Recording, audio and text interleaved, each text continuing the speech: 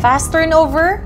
Hype lang ba? O totoo? Ano ba ang fast turnover sa real estate? Ang normal na turnover timeline ng isang subdivision project ay magte-take ng about 2 to 3 years. Ito ang tinatawag natin na pre-selling stage. Ang isang developer ay unti-unting ide-develop ang isang subdivision project from the land development hanggang sa maitayo ang bahay. Ang advantage ng pre-selling stage, mas mahabang panahon for the client's down payment. Ang consequence, hindi mo agad malilipatan ang bahay. With Ovia Lands Lipat Agad Promise, it takes about 3 to 6 months. Pwede nang malipatan ang nakuha mong unit. Ang advantage nito ay matitirahan mo na agad ng unit, lalo na kung ikaw ay nagre-renta pa lamang, at least yung cost mo for your rental fee ay makakat na. Why this matter to you? It depends sa preference mo. Gusto mo bang malipatan agad ang bahay? Or okay lang sa'yo na medyo matagal ang aantayin mo bago malipatan ang iyong nakuhang unit? Sa amin, hindi years ang binibilang. Within 3 to 6 months, tunay nga naman marami ng clients ang nakakalipat. Ovia Land was able to turn over approximately